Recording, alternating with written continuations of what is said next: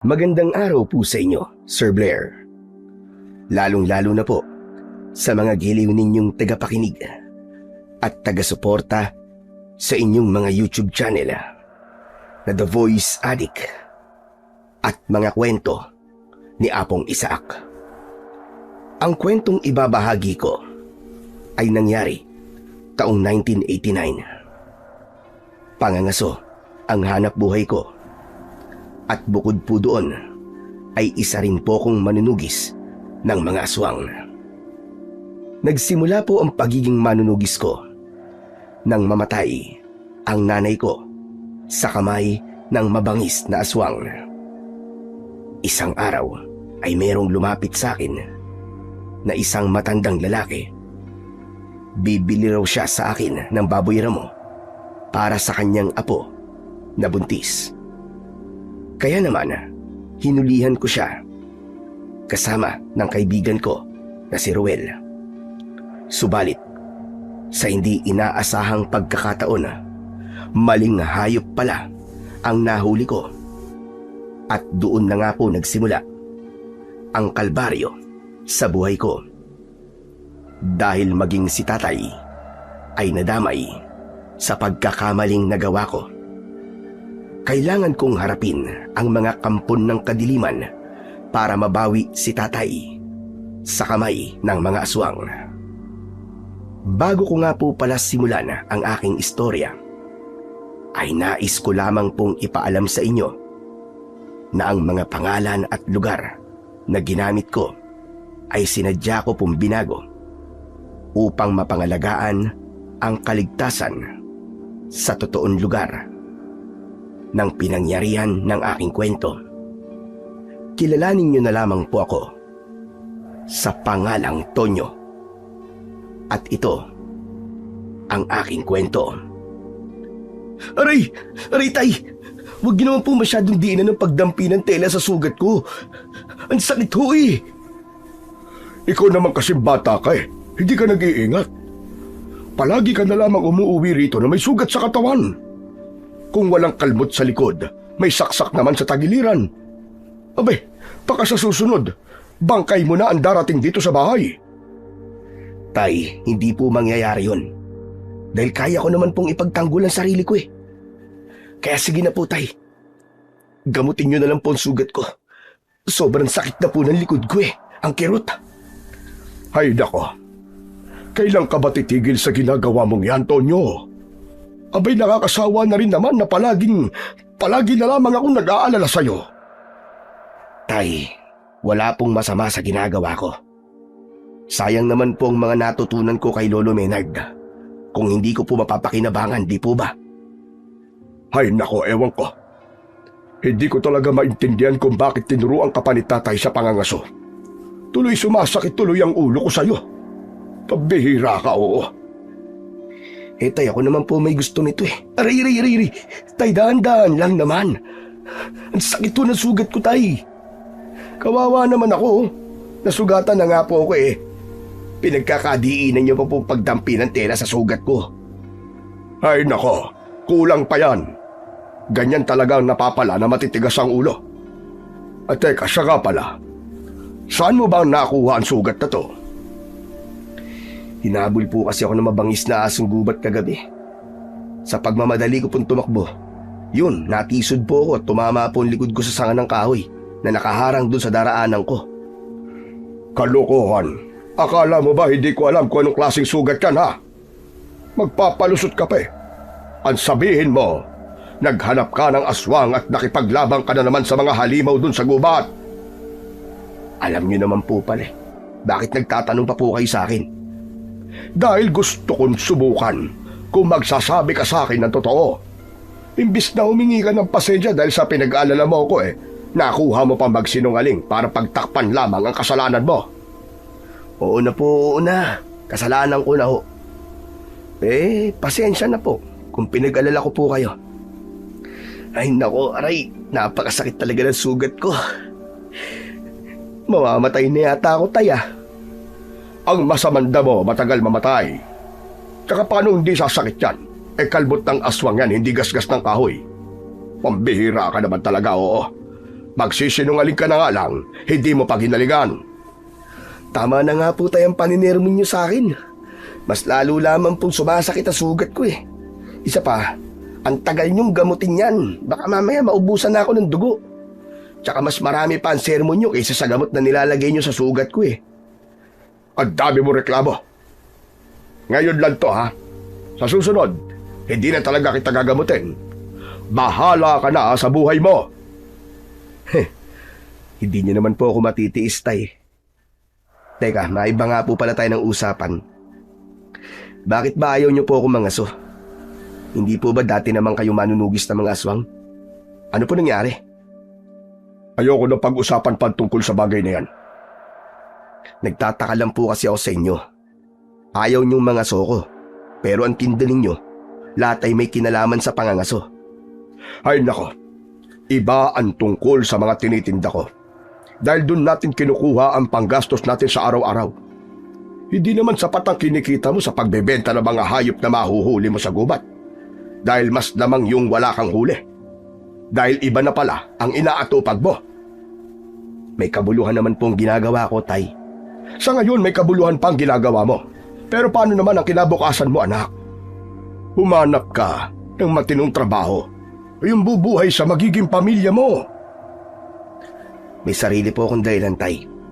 Huwag niyo na pong isali sa usapan natin ang pagpapamilya. Dahil wala pa po sa isip ko yan ngayon. Sana naman makinig ka sa akin, anak. Hindi ka ba naghahangad ng tahimik na buhay? Tay, tahimik naman po ang buhay natin ah. Nagbago lang po nang mamatay si nanay. Teka, huwag ka balikot. Hindi pa ako tapos sa paglalagay ng gamot sa sugat mo. Sadyang nag-iiba ang takbo ng usapan namin ni tatay kapag nababanggit ko sa kanya ang tungkol kay nanay. Kaya napangiti na lamang ako habang nililinisan niya ang sugat ko sa likod. Nakadapa ako nun sa katre na gawa sa kawayan. Si tatay naman ay nakaupo sa tabi ko. Hawak ang kulay asul na palanggana. May laman yon na malinis na tubig mula sa pinakuluang talbos ng dahon ng bayabas. Sa kaliwang tabi naman niya ay ang kulay puti kong sando na sinira ng kalmot ng aswang. Maya-maya pa ay napansin ni tatay ang suot kong kwintas na may palawit na maliit na bote. May laman ito na kulay dilaw na likido dahil sa kamandag ng ahas na kobra. Yun naman ang ginagamit kong panglagay na lason sa dulo ng palaso ko. Tonyo, hanggang ngayon pala isuot mo pa rin ang tagsuri mo. Delikado ang bagay na yan, lalo na't may sugat ka sa katawan. Proteksyon po to, Tay. Proteksyon? Kapag natanggal ang takip niyan at bumungos yan sa sugat mo, tsak, sementeryo ang bagsak mo. Si tatay naman ang dami niyo naman pong pinupuna sa akin. Paanong di ko pupunahin? Nakikita ko sa leg mo. Tsaka, hindi ako makapag-focus sa paglilinis ko ng sugat mo. Tay, alam niyo naman pong hindi ko to pwedeng hubarin sa leeg ko. Bilin po yun sa akin ni Lolo Maynard. Matagal nang patay si tatay. Kaya wag mo na siyang isali sa usapan natin. Tsaka para sa'yo sinasabi ko, libong tao na rin ang namatay dahil sa kamandag ng kobra. Baka nakakalimutan mo. Opo, alam ko naman yun, Tay. Isa pa, ginagamit ko rin po ito sa mga lakad ko. Naniniguro lang naman po ako sa mga nilalang na nakakasagupa ako sa gubat. Tsak na wala silang ligtas kapag tinamaan ko po sila ng palasong may kamandag ng kobra. Tsak bubula ang bibig nila. Puro ka talaga kalokohan. Tay, wag na po kayo mag-alala. Pabayaan niyo na lamang po ako sa ginagawa ko. Ano pa nga ba? Hindi na rin naman kita mapipigilan. Ako naman hanggang paalala lang. Dahil lagi ka na lamang umuuwi sa bahay na may sugat sa katawan. Nag-aalala ko na baka sa susunod, hindi na tayo magkitang mag-ama. Sandaling huminto sa pagsasalita si tatay. Nang itali niya sa dibdib ko ang kulay puting tela. Ibinenda niya yon sa sugat ko. Napasigaw naman ako sa sobrang sakit dahil hinigpitan ni tatay ang pagkakatali niya sa dibdib ko. Aray! Aray, tay! Ang sakit naman po! Ay, pakibawasan naman pong pagkakahigpit ng tali, aba. Para naman pong ayaw nyo na akong huminga niyan eh. Sus, magpasalamat ka na lang at inaasikaso pa kita sa kabila ng katigasan ng ulo mo. Si tatay talaga, oh. Palaging may nasasabi. O ayan, tapos na. Bumangon ka na dyan. Mamaya na po ako babangon, tay. Sobrang sakit po talaga ng likod ko eh. O siya, sige. Maiwan na muna kita rito, ha? Walang bantay sa tindahan natin. Magluto ka na lang ng tanghalian natin. Si tatay talaga, oh. Ako na naman ang paglulutuin nyo. Ang gusto ko lang naman po ay kumain na lang. Tumigil ka na sa katamaran mo, ha, Tonyo? Hindi na nakakatuwa yan. Basta, magluto ka tapos ang usapan. Hala, sige na, tutuloy na ako. Bahala ka na dyan sa bahay, ha? Tumayo si tatay. Dala niya ang kulay asul na palanggana hanggang sa paglabas niya sa silid ko. Maya-maya pa ay narinig ko ang mahinang yabag ng mga paa niya palabas ng bahay. Saka lang din ako nakahinga ng maluwag at dahan-dahang tumihaya ng higa habang nakatingin sa bubong namin na gawa sa dahon ng anahaw. Pagkatapos ay muli kong naalala ang tungkol sa totoong dahilan ng pagiging manunugis ko ng mga aswang. 10 taong gulang pa lang ako noon nang matuto kong humawak ng iba't ibang klase ng sandata. Tinuruan ako ni Lolo Menard kung paano ipagtanggol ang sarili ko laban sa mga masasamang elemento na nagtatago sa dilim. Hindi lang ako isang mangangaso ng hayop, kundi isa rin akong manunugis ng mga aswang.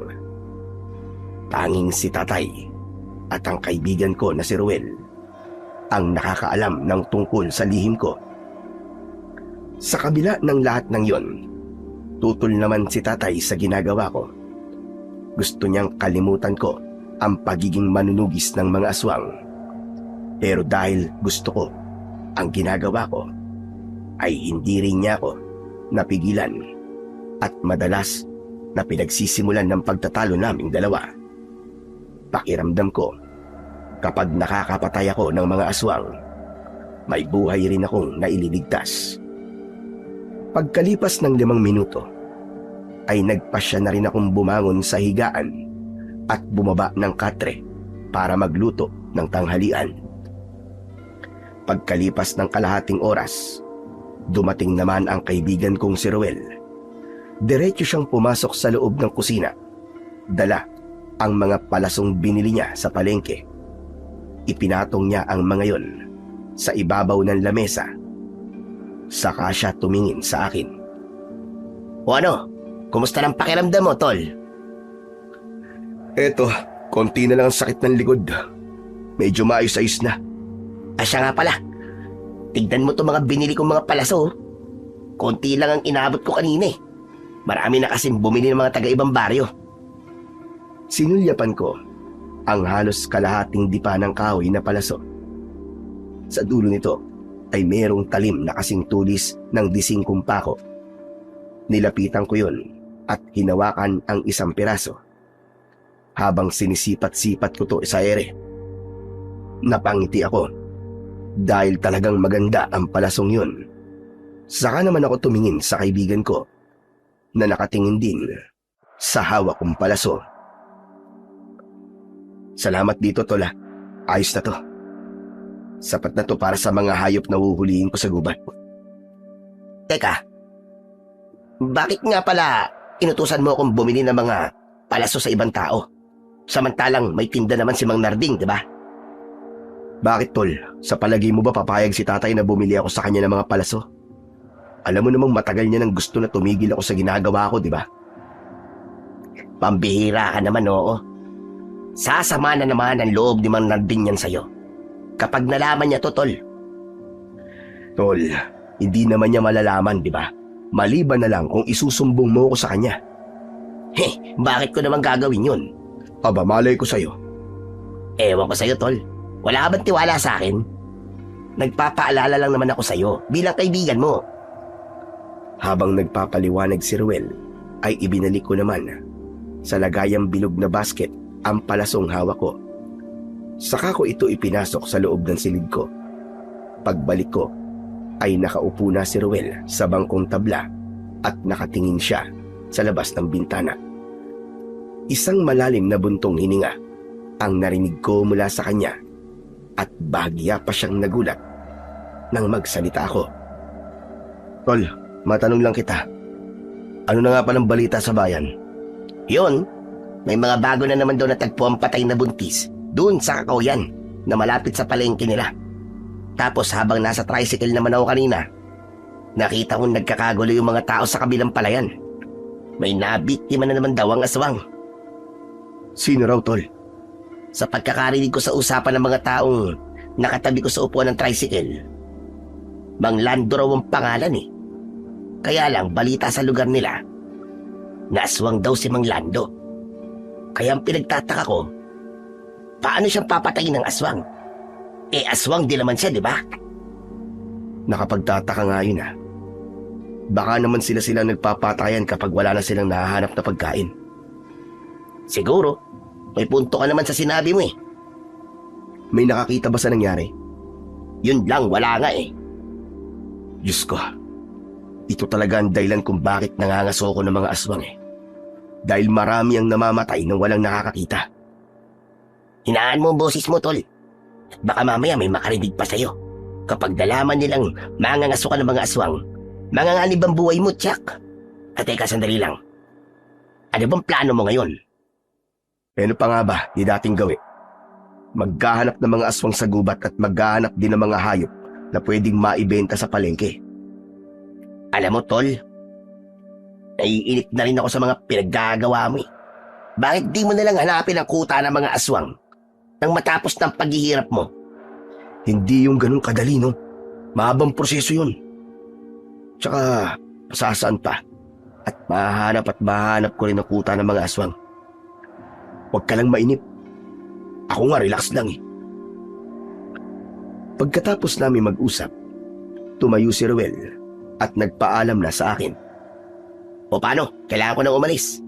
Marami pa akong gagawin sa bahay eh. Sige tol. Salamat sa mga palaso ha. Nako, wala yun. Sige na, umuwi ka na. Bumalik ka rito mamayang gabi ha. Oo na. Tinapik ni Ruel ang balikat ko, saka siya umalis. Nahulog naman ako sa malalim na pag-iisip, kaya hindi ko namalayan ang pagdating ni tatay. Bagya pa ako nagulat nang makita ko siyang nakatayo sa tabi ko at ipinatong niya ang dala niyang lutong ulam sa ibabaw ng lamesang nasa harapan ko. O hayan, ibinili kita ng paborito mong ulam na isda. Kumain na tayo. Nandiyan na po pala kayo, tay. Abay kanina pa. Hala, sige na. Maganda ka na ng pagkain natin. Ipinaghanda ko ng pagkain si tatay.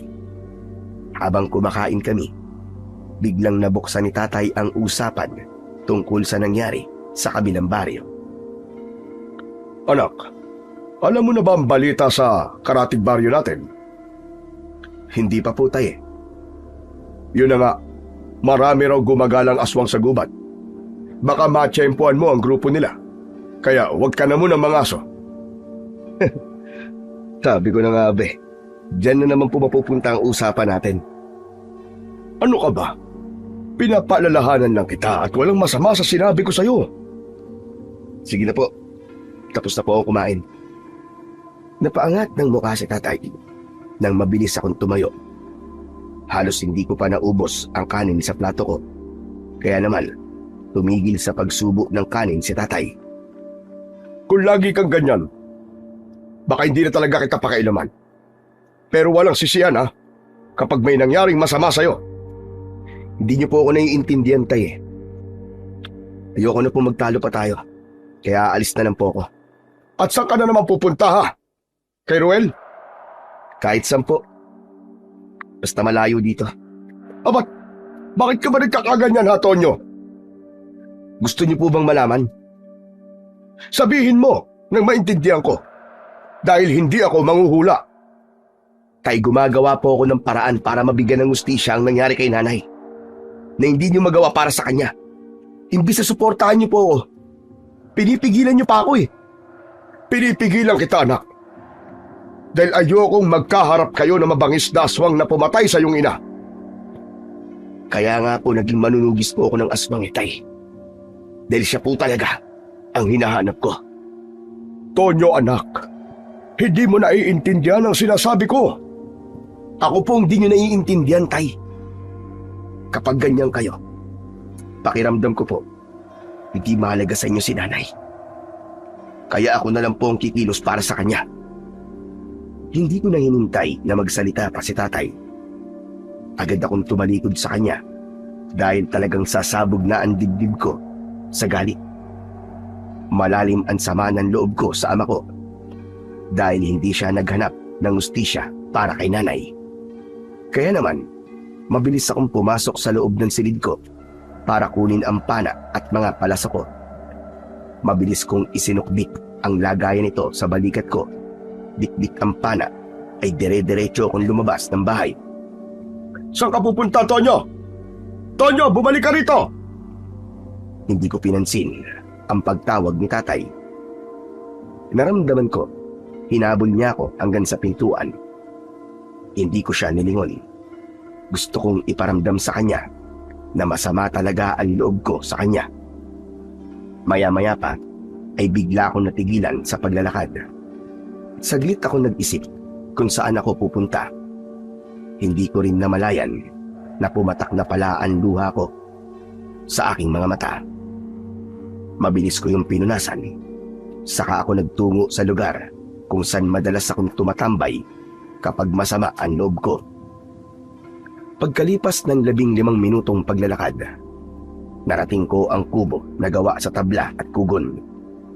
Ibinaba ko ang mga palaso sa bangkong kahoy. Saka ko nilapitan ang mga lata ng gatas at iniayos ko sa pagkakahilera ang mga ito. Ang mga lata ang madalas kong tinatarget kapag nagpapalipas ako ng oras. Bahagi rin yun ng pagsasanay ko sa pag-asinta ng mga kalaban. Sa unang pagtira ko sa isang lata, nawala ang sama ng loob ko.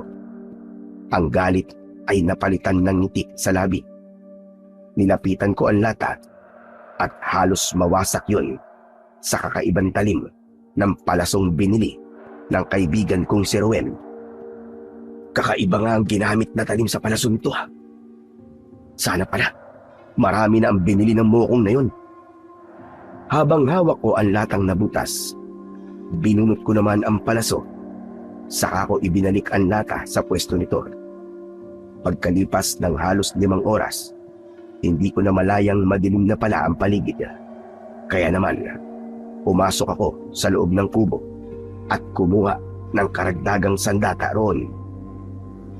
Pagkatapos, kinuha ko ang nakasabit na karit sa dingding. Matalas ang talim nito na para bang blade.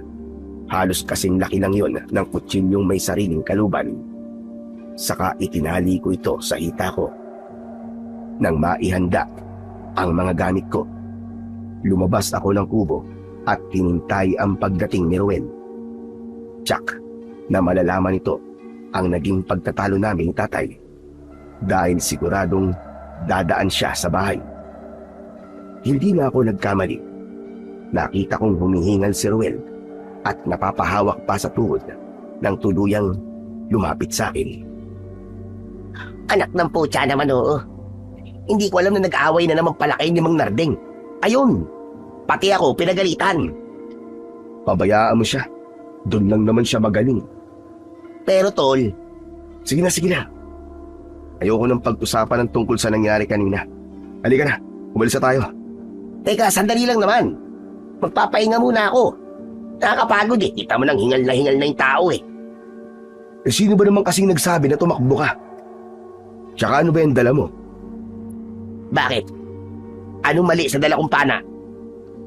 Hindi pana ang tinutukoy ko, kundi ang mga bala mo. Saan naman naaabot ang 3 pirasong palaso?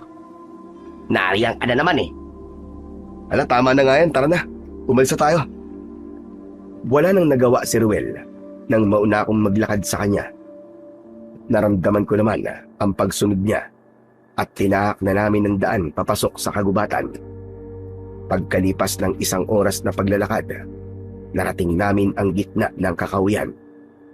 Tumigil kami sa paglalakad. Nagpalinga-linga muna kami sa paligid para maghanap ng pansamantala naming pagtataguan.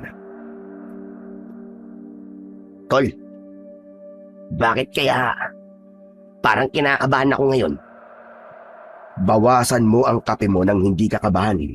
Mag-focus ka sa paligid natin dahil hindi natin alam kung anong nilalang ang nagtatago sa likod ng mga punong yan.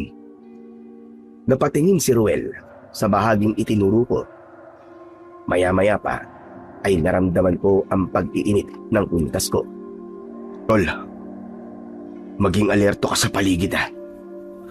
May nararamdaman akong nakabantay sa mga galaw natin. Ano? Totoo ba yan, Tol? Oo, umiinit kasi ang tagsuri ko. Diyos ko, mas lalo naman akong kinakabahan yan eh. Nang matiyak kong may nilalang sa paligid, mabilis kong binalaan ng palaso ang pana ko. Itinaas ko yun at itinutok sa madilim na bahagi ng kakawian. Nagulat si Ruel nang pakawalan ko ang palaso at pumasok yun sa lugar na inasinta ko. Kasunod ng paggalaw ng mga halaman doon. Tol, parang may tinamaan ka sa bahaging yun. Oo, alam ko. Halika, lapitan natin. Ayoko, ikaw na lang. Ay nako, bahala ka nga dyan. Iniwan ko si Ruel at nilapitan ko ang kinaroroonan ng nilalang na tinamaan ko. Habang naglalakad ako, ay muli kong binalahan ng palaso ang pana ko. Hindi ko rin inaalis ang tingin ko sa halamang yon. Nang iilang dipa na lang ang layo ko mula sa target ko, nagsalita na ako. Lumabas ka dyan! Alam ko na may aswang dyan! Nang wala akong narinig na tunog mula sa nilalang na nagtatago sa halaman, binitiwan ko ulit ang palaso at tumama yon sa makapal na mga dahon. Narinig ko ang pag-angil ng aso na bumagsak sa lupa. Mabilis ko itong nilapitan at tinutukan ulit ng palaso sa leeg. Dahil doon, mas lalong lumakas ang kulo ng tagsuri ko. Saka ko tinungtungan ang katawan ng aso. Sabi ko na nga ba, aswang ka eh. Bumulwak ang dugo ng aswang mula sa dalawang palaso na nakabaon sa katawan nito. Nakita kong mapula ang kanyang mga mata at dahan-dahang nagpalit ng anyo bilang tao. Hindi siya taga rito. Nang makita ni Ruel na napatay ko ang aswang, lumapit ito. Nagulat siya nang makita niya ang lalaking nakahandusay sa lupa habang naghihingalo. Muli ko na namang isinukbit ang pana sa balikat ko. Saka ko sinulyapan ang aswang. Teka, Tonyo. Hindi siya taga rito, di ba? Oo, tol. Pero sa tingin ko hindi siya nag-iisa. May mga kasama siya. Anong ibig mo sabihin, Tol? Ang mga aswang na tiktik hindi umaatake sa mga biktima na nag-iisa. Sa palagay ko, nasa paligid lang natin sila. At hindi pa nila tayo nakikita. Anong gagawin natin, Tol? Tsaka, bakit ba madalas mong hawakan ng palawit ng kwintas mo? Nalalaman ko kasi kung may aswang sa paligid dahil dito sa tagsuri ko. Paano, Tol? Umiinit ang boteng to at kumukulo ang likido nito sa loob. Teka, akala ko ba'y kamandag lang yan ng kobra? Paano kumukulo ang bagay na yan? May orasyon to na natutunan ko kay Lolo Menag. Kaya maraming naitutulong to sa akin. Hanip, kakaiba talaga yan, Tol. Oo na, bilib ka na naman sa akin, ano? Tinapik ko ang balikat ni Ruel. Saka ko yumuko para hawakan ang paa ng aswang na tiktik. Teka, anong gagawin mo sa aswang na tiktik na yan? Ito magiging pain natin sa mga kasama niya. Kaya tulungan mo kong hilahin siya sa gitna para makita siya ng mga kasama niya. Pambihira ka naman, oh. Ang iba nga nagtatago sa mga aswang, ikaw naman, naghahanap ka pa talaga ng aswang? Manunugis nga ako, di ba? Hala, sige na. Lakasan mo ang paghila. Para namang wala kang kinain yan eh. Ang bigat kasi tol eh. Tsaka dulas pa ng paa niya. Ano ba kasing madulas na likido nakabalot sa balat niya? Abay malay ko. Ang baho eh. Parang nabubulok na laman ng tao. Ang dami mo namang reklamo. O siya, tama na. Dito na lang natin siya iiwan. Hala, sige na, doon tayo magtago. Mabilis kaming kumilos para magtago sa halaman kung saan ay maliwanag naming nakikita ang kinaroroonan ng aswang na binawian na rin ng buhay. Pagkalipas ng ilang minuto, dumating nga ang mga inaasahan ko. 2 aso ang nakita namin ni Ruel. Nagpalinga-linga pa ang mga ito sa paligid na para bang may hinahanap. Nang makita nila ang katawan ng kasama nila, sabay silang umalulong habang nakatingala sa langit. Napuno ng ingay ang paligid na may dalang kilabot sa pandinig namin. Sinamantala ko ang pagkakataon. Itinaas ko ang pana ko. Ganon din ang ginawa ni Ruel. Tig-isa kami ng inasintang asong gubat. Sabay naming pinakiwalan ang palaso na tumama sa katawan ng mga aso. Mabilis kaming lumabas sa pinagtataguan namin at muli namin silang pinana. Nakaiwas ang isang aso na agad na nagpalit ng anyo. Naging aswang na tiktik ito na may mahabang dila. Agad niya akong inatake sa bewang at hinila niya ako papalapit sa kanyang kinaroroonan. Mabilis kong binunot ang karit ko sa hita at pinutol ko ang kanyang dila. Nagwala ang aswang tiktik dahil sa labis na sakit. Ano ka ngayon, ha? Hindi ka na makakaangin ngayon dahil wala ka ng dila. Nakakadiri ang dila mo. Madulas at mabaho. Umungol ang aswang na tiktik habang tinatakluban niya ang kanyang bibig na puno ng dugo. Si Ruel naman ay nakipagpambuno na rin sa isa pang aswang. Muntik itong tamaan ng kalmot sa dibdib. Mabuti na lang at agad kong ibinato ang karet sa aswang na tiktik. Bumaon yun sa pagitan ng mga mata nito. Saka ko hinarap ang kalaban ko na nagulat din sa ginawa ko. Saan ka pupunta, ha? Tatakas ka pa, ha? Hala, sige! Tumakbo ka hanggang gusto mo! Tumakbo ang aswang na tiktik. Papalayo sa akin. Pero hindi ko siya hinabol. Sa halip, itinaas ko ang pana ko at saka ko pinakawalan ang palaso. Tinamaan ko siya sa likod. Saka ako mabilis na tumakbo papalapit sa kanya. Bumagsak siyang padapa sa lupa. Kaya naman, hindi siya nakabangon nang tungtungan ko siya sa likod. Maya-maya pa, ay binunot ko ang palaso na nakabaon sa likod niya. Saka ko ito ibinalik sa lagayan nito. Namilipit naman sa labis na sakit ang aswang na tiktik. Hindi pa ako nasiyahan. Hinubad ko ang suot kong kwintas. Saka ko pinatakan ng kamandag ng kobra ang sugat niya. Kitang-kita ko ang pag-usok ng laman niya. Kaya't napasigaw ito ng malakas habang pilit na nagpupumiglas sa pagkakatungtong ko sa likod niya. Saka ko muling isinuot ang kwintas sa leeg ko. Maya-maya pa, lumapit sa akin si Ruel. Iniabot niya sa akin ang binunot niyang karit mula sa noo ng aswang na nakalaban ito. Tinanggap ko yun. Saka ko muling binalik sa pagkakasuksok sa hita ko. Pagkatapos ay tinignan namin ang nakadapang aswang sa lupa. Inalis ko ang pagkakatungtong ko sa likod niya. Saka ko siya sinipa. Dahil dun, napatihaya ito ng higa. Kitang-kita ko ang pagbula ng bibig nito mula sa nakakalasong kamandag ng kobra. Ngunit natigilan kami nang unti-unting nagbago ang anyo ng aswang tiktik. Naging tao ito at tumambad sa paningin namin kung sino ang aswang na nakalaban ko. Dahil dun, si Ruel ang hindi halos makapaniwala sa nasaksihan. Anak ng putya! Hindi ba't si Mang Reden yan? Tama ka. Siya yung nakaaway mo dahil sabi mo, Peke ang mutyang tinitinda niya. Tama ka. Siya nga yan, tol.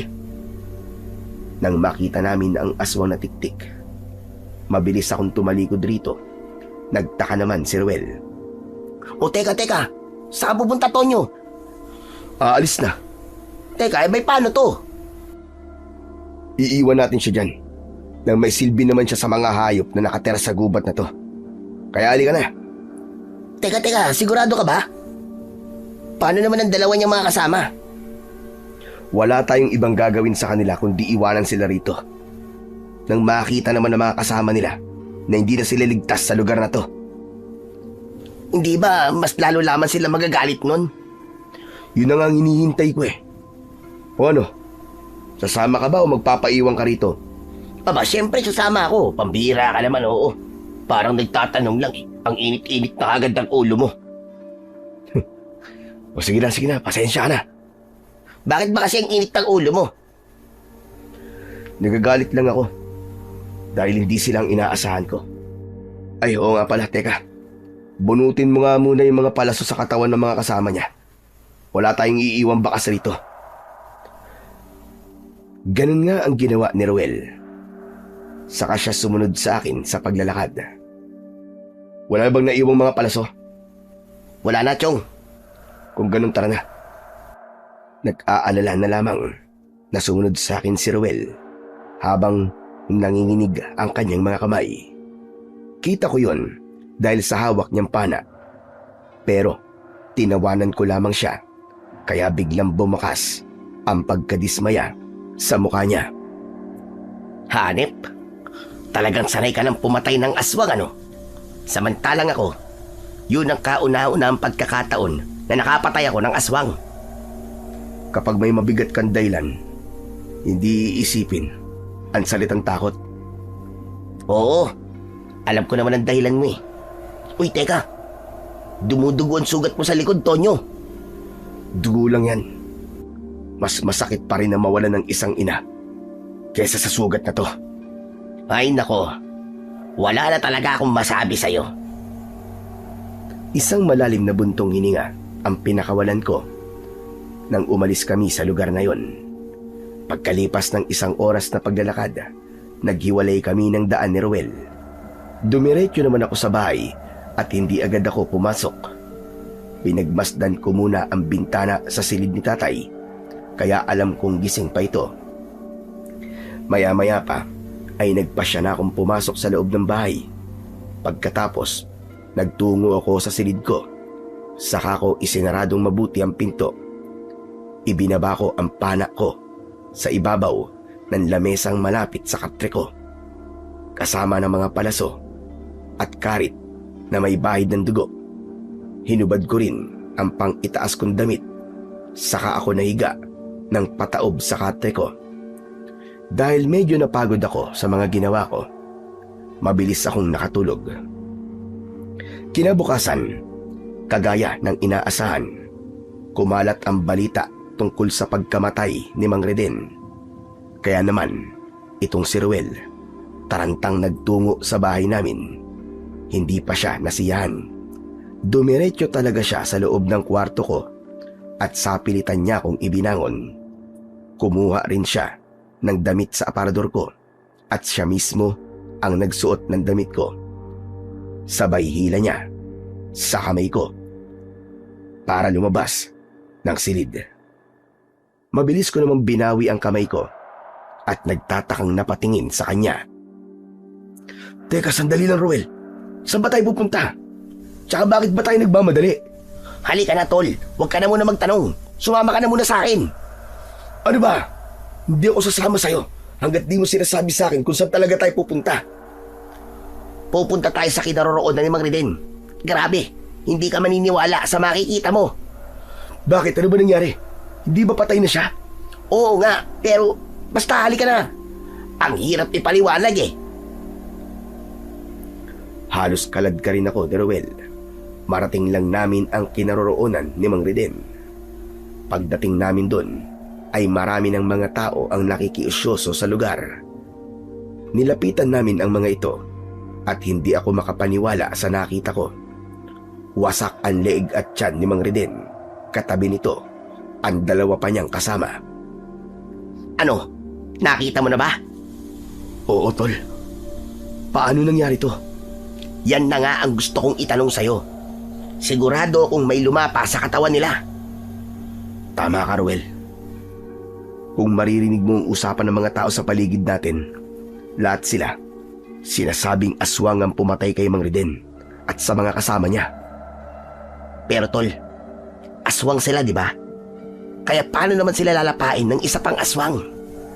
Nangyari na rin to kay Mang Lando, di ba? Kinabahan ako sa sinabing yun ni Ruel dahil sigurado ako na mabangis na aswang ang gagawa nun. Nakuyom ko ang mga kamao ko dahil sa galit habang hindi ko inaalis ang tingin sa katawan ng mga biktima. Maya-maya pa ay dumating na ang mga pulis at kinuha nila ang katawan ng mga ito.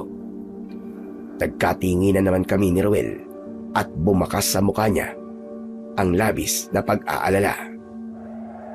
Tol, natatakot ako. Kung natatandaan mo, binuhusan mo ng kamandag ng kobra ang katawan ni Mang Riden. Pero hindi namatay ang lumapa sa kanya. Imposibleng hindi siya tabla ng kamandag ng kobra, di ba? Kahit nga elepante, kayang patayin nun eh. Walang imposible kapag hindi ordinaryong aswang ang gagawa.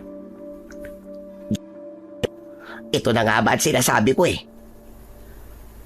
Batay sa pagsusuri ko sa katawan ni Mang Riden, halos pati ang mga buto niya nadurog din.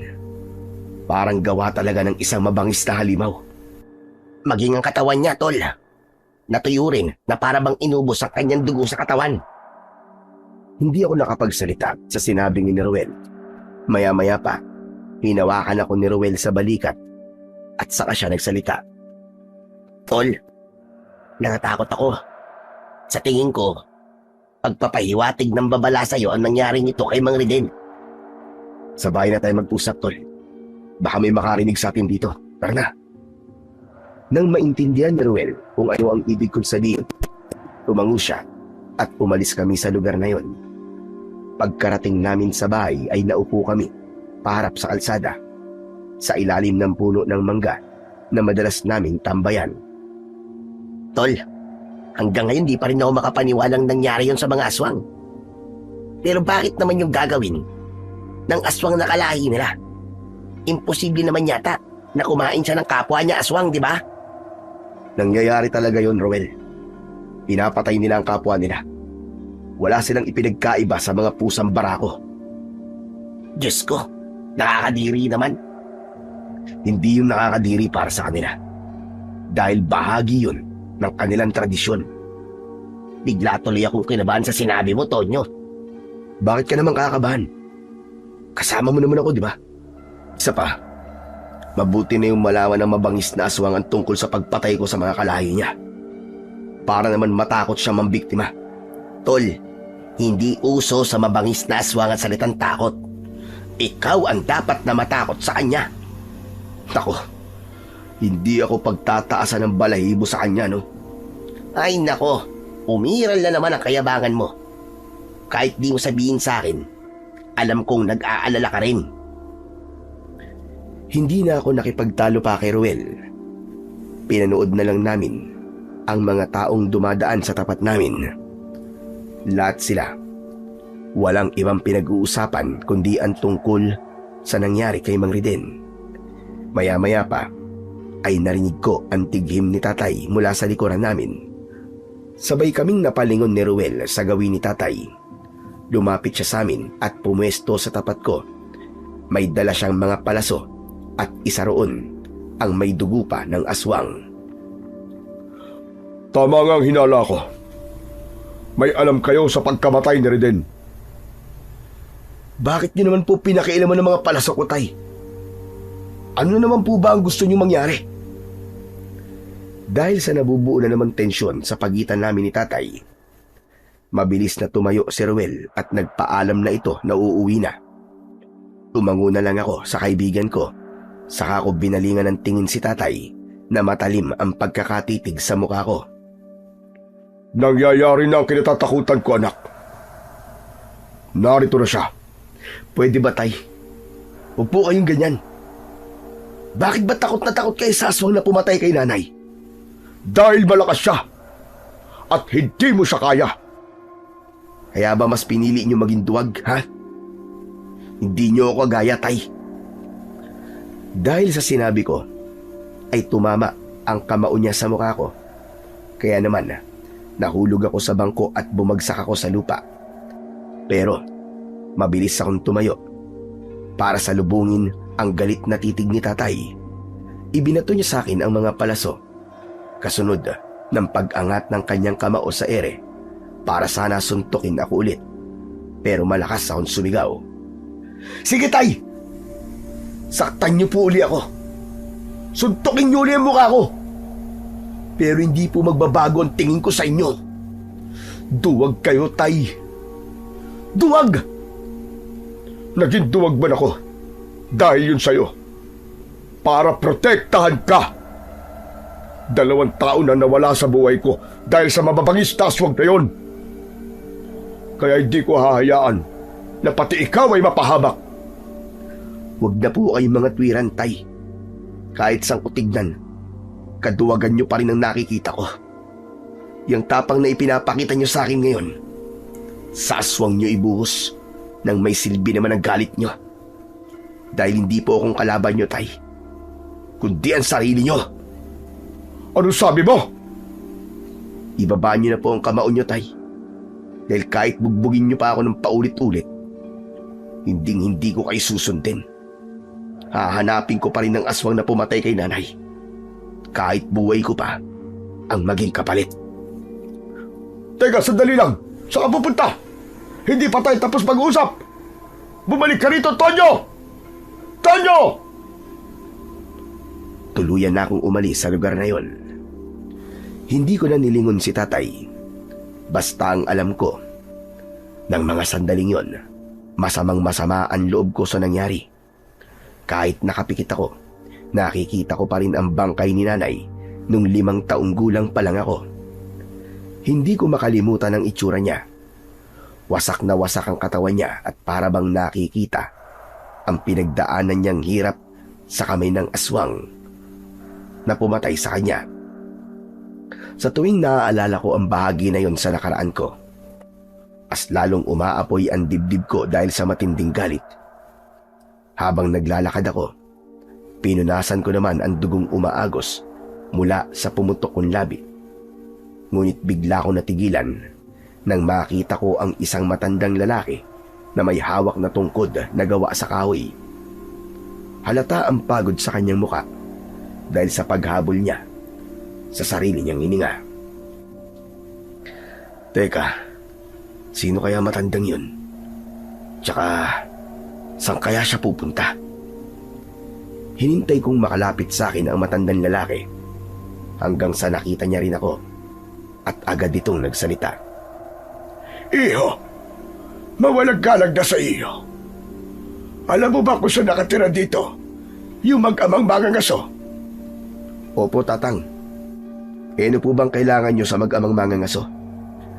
Balak ko sanang bumili ng sariwang karne ng baboy ramo para lang sana sa anak ko si Gracia. Ganun po ba? Kami po kasi ni tatay ang mangangasong hinahanap niyo. Pero matagal na pong tumigil si tatay. Ako na lang po at ang kaibigan ko si Ruel ang mangangaso sa lugar na to. Abay, mabuti naman pala. At ikaw mismong nakausap ko. Siya nga po pala, tatang. Bakit po gusto ng anak niyong baboy ramo? Nako, naglili kasi ang anak ko. Matagal nang hindi siya nakakatikim ng baboy ramo. Kung pwede sana, ay panghuli mo naman ako. Magbabayad ako kahit magkano. Sige po, walang problema. Huhulian ko po kayo ng baboy ramo para sa anak niyo. Ay nako, salamat naman kung ganon. Walang anuman po. Bukas lang po nasa bahay niyo na po ang baboy ramo. Ate, saan po ba kayo nakatira? Nang sa ganun po alam ko po kung saan ko po dadali ng mahuhuli kong baboy ramo. Ay, nakikita mo ba iyo ang bahay na yon sa gilid ng palayan? Yung malapit sa ilog na may tulay na kawayan. Sinundan ko ng tingin ang itinuturo ng matanda. At nakita ko nga ang maliit na kubo sa bahaging yun. Napakunot ang noo ko dahil ngayon ko lang nalaman na meron na palang nakatira sa dating bahay namin. Magmula nang binili ang lupa namin, hindi na rin ako nagagawi sa lugar na yon. Nakita ko na po ang bahay niyo, Tatang. Mabuti naman. Siya nga pala, ako si Tatang Sinto. Ako naman po si Tonyo. Ilan po ba ang kailangan yung baboy ramo? Kahit isa lang, para hindi naman masira kung sakaling merong matira. Teka, Tonyo, magbabayad na ba ako kagad? Naku, wag po muna. Saka nyo na lang po ako bayaran kapag nahuli ko na po ang baboy ramo. O siya, sige, ikaw nang bahala. O paano? Magkita na lamang tayo bukas. Sige po. Sigurado naman po ako na meron ako mahuhuling baboy ramo. Agad na umalis ang matanda. Naiwan naman ako natitigilan. Natatandaan ko pa ang huling araw ng pagdala ko ng totoong hayop sa palengke. Halos 1 buwan na ang nakakalipas nun.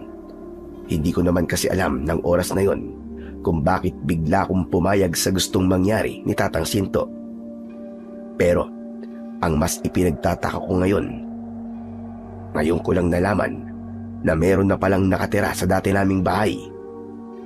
Walang nababanggit sa akin si Tatay tungkol doon. Teka, puntahan ko kaya si Ruel para ibalita sa kanya tungkol sa pinag-usapan namin ni Tatang Sinto. Tsak na magutuan mo kong na yun. Pinuntahan ko ang bahay ni Ruel, pero nadatnan ko siya na pinapagalitan ng kanyang ama na si Mang Teryo. Mas lalong tumindi ang pagmumura ng tatay ni Ruel nang makita niya ako. Sinabi nito na tigilan ko na raw ang pagsama sa anak niya. Hindi na raw ito mangangaso. May kaugnayan kasi yon sa mga nangyayari sa baryo namin. Pero nangatwiran naman si Ruel. Ay, bakit mo ba palagi nyo na lang po sinasabing walang mabuting impluensya sa akin si Tonyo? Nakalimutan niyo na po ba? Na siya ang tumulong sa atin nun ng mga panahong walang-wala tayo?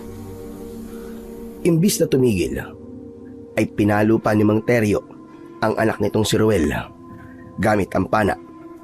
Halos mabali ang sandata ng kaibigan ko sa katawan nito dahil sa walang tigil na pagpalo ni Mang Teryo dito. Kaya naman, umawat na ako sa kanila. Mang Teryo, tama na po. Huwag niyo na pong saktan ang kaibigan ko. Tumigil lang si Mang Teryo sa pananakit niya sa kaibigan ko nang humarang ako sa kanyang harapan. Nakadipa ang mga braso ko habang nasa likuran ko si Ruel na nakaupo na sa lupa. Akala ko ako lang ang may problema sa ama dahil wala namang binabanggit sa akin si Ruel. Pero napagtanto ko na parehas lang pala kami ng kaibigan ko. Kagaya ko, hindi rin nakinig si Ruel sa kanyang ama. Kaya umalis na lang si Mang Teryo nang walang paalam. Binalingan ko naman ang kaibigan kong nakaupo sa lupa at inalalayan ko siyang tumayo. Bakit di mo sinabi sa akin, Tol? Para ano pa? Para masaktan ka? Hindi ayos lang naman ako. Nang tuluyang makatayo, si Ruel, dinampot naman niya ang nagkapira-pira sumpana sa lupa. Pasensya ka na, Tol, ha? Kung narinig mo at nakita mo pa ang pagtatalo namin ni Tatay. Huwag mo nang isipin yun. Bakit di mo sa akin sinabi na galit pa din pala si Mang Teryo sa pagiging mangangaso mo? Ayoko na kasing dagdagan pa mga iniisip mo, Tol, eh. O ano, paano yan? Wala ka na magagamit na pana sa pangangaso natin. Sayang, may nakuha pa naman akong bayar sa mahuhuli nating baboy ramo. Napaunat sa pagkakatayo si Ruel nang sabihin ko yun. Aba, teka. Tama ba narinig ko? May bayar ka ng baboy ramo? Oo, naisip ko na hindi na muna ako maghahanap ng aswang ngayon. Totoong hayop muna ang hahanapin ko. Pero yun nga, mukhang di ka pala makakasama dahil nagkagulo kayo ng tatay mo eh. Sus, kaibigan mo ako at pareho tayo ng ugali. Walang makakapigil sa akin. Sasama ako sa'yo. Hindi nga, sigurado ka ba? Oo nga. Kailan ba ako nagloko sa'yo? Anong gagamitin mo? May isa pa naman akong nakatabi na pala sa kubo na madalas nating tambayan, di ba? Ay, oo nga pala, no? Naalala ko na. Ako naman, ay kailangan kong balikan ng mga gamit ko sa bahay. Lalo na't sinira na yata ni tatay ang mga palaso ko kanina. Ano ba kasing nangyari? Paano nakita ni Mang Narding ang mga palaso mo? Nakalimutan kong itago eh. Isa pa, alam mo naman yun, di ba? Basta tungkol sa akin, palagi siyang nakabantay sa kilos ko. Ay siya, kalimutan na nga muna natin ang problema natin sa kanila. Ano bang oras ang alis natin? Mamayang gabi. Nangako na kasi ako kay Tatang Sinto na ipanghuhuli ko siya ng baboy mo mamayang gabi. Teka, tama ba narinig ko? Si Tatang Sinto ang bayar mo? Oo, nagulat nga ako eh. Dahil nalaman ko na doon siya nakatira sa dating bahay namin. Hindi na lang ako nagtanong sa kanya. Baka naman pinapaupahan lang yun ng may-ari na nakabili sa lupa nyo. Isa pa, bago lang sila rito. Siguro sa pagkakatanda ko, mga 2 linggo pa lang. Kaya pala eh. Mabait naman ang matandang yun eh. Ang balita ko pa nga, kasama niya ang kanyang anak na tinakbuhan daw ng lalaking nakabuntis sa kanya. Taga rito raw yung lalaki eh. Kaya dito rin sila nagpunta. Talaga?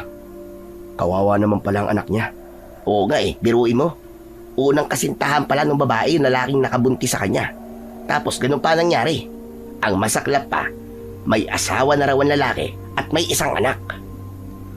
Ay nako, panibagong kahihiyan na naman yan sa ating mga kalalakihan. Ang kawalan ng paninindigan ng lalaking bumuntis sa anak ni Tatang Sinto. Kasi Gracia. Tama ka, Gracia nga ang pangalan niya. Maedad na rin naman yung babae. Menopause baby yata. Swerte niya pa rin dahil may anak siya. O paano, tutuloy na ako ha. Sa kubo na lang tayo magkita, tol. Dating gawi ah. Oo na. Ako na ulit ang magdadala ng lubid. Nang magpaalam na ako kay Ruel, ay agad naman akong bumalik sa bahay. Nadatnan ko pa rin ang mga nagkalat na palaso sa lupa sa lugar kung saan kami nag-away ni tatay. Pinulot ko ang mga yon at nagtaka ko dahil tahimik ang bahay. Kaya naman, naisipan ko na baka nasa tindahan nun si tatay.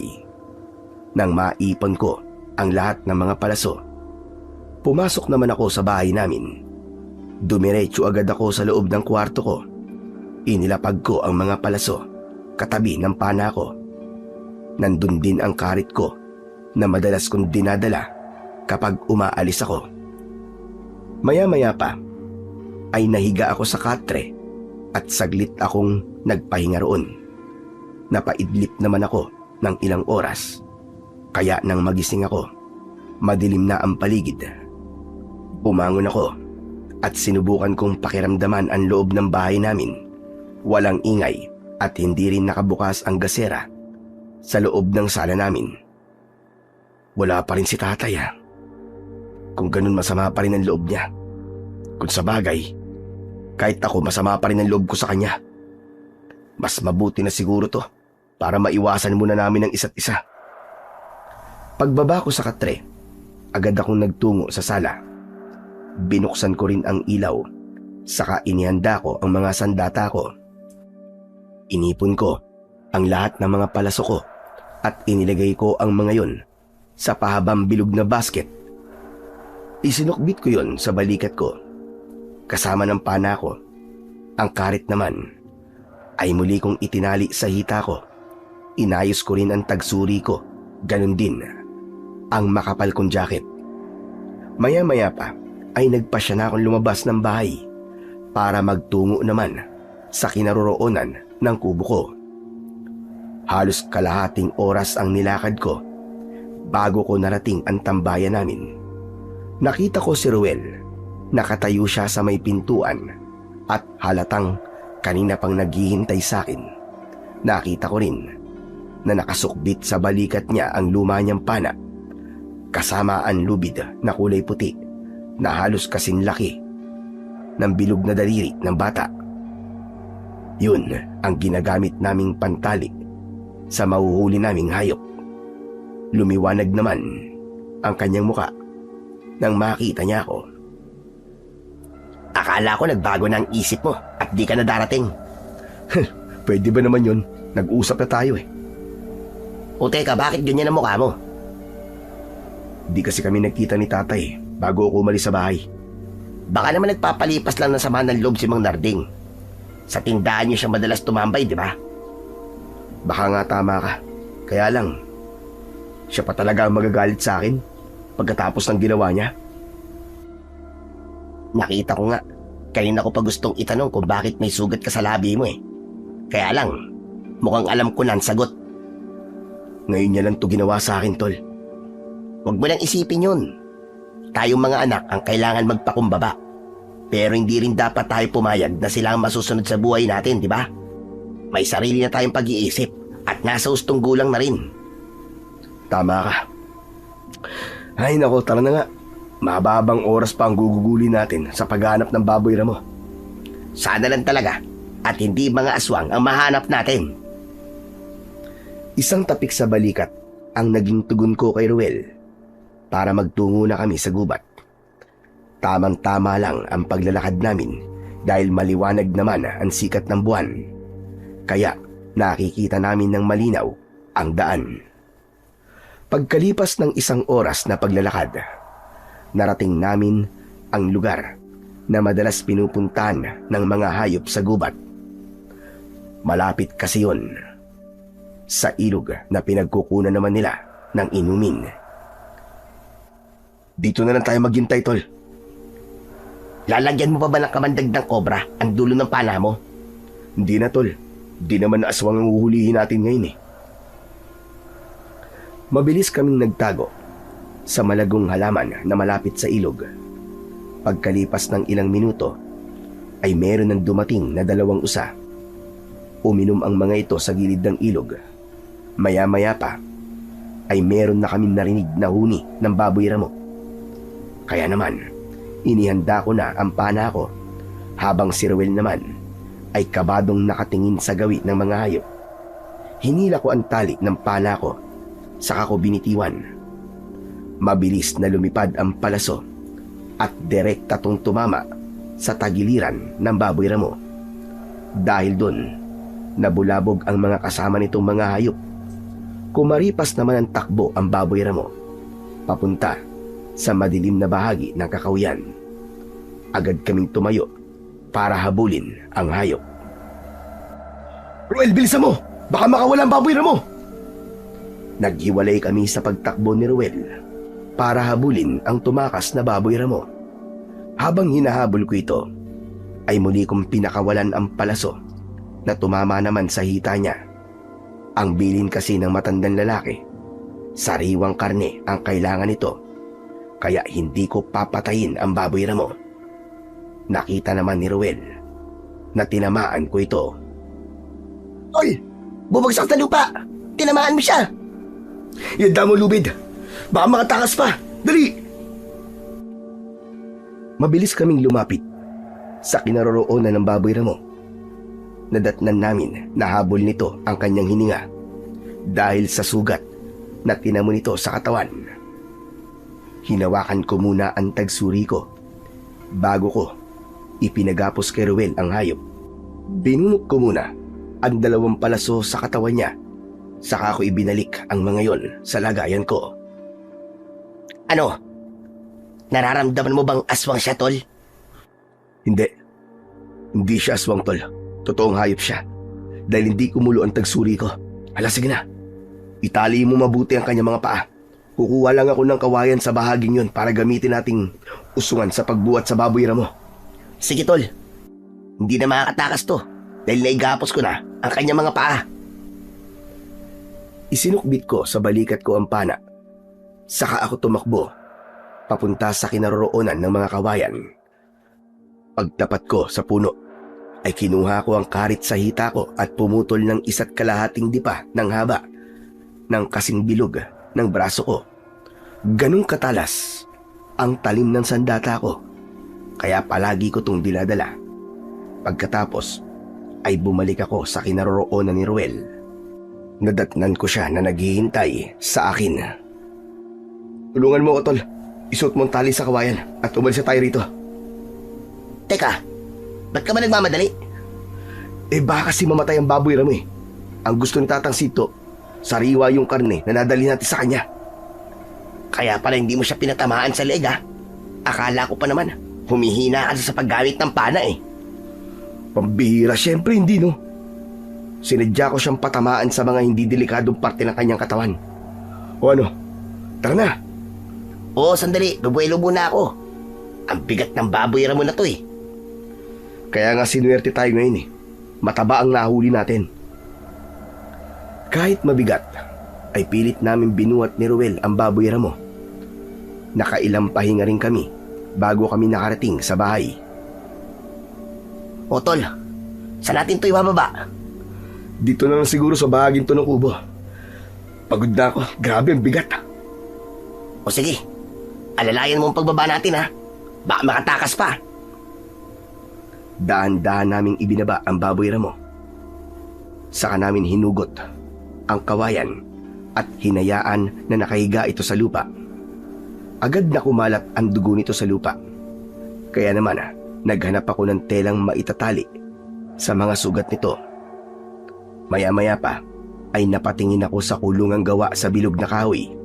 Doon ko madalas na ikinukulong ang mga nahuhuli kong hayop, lalo na kapag buhay.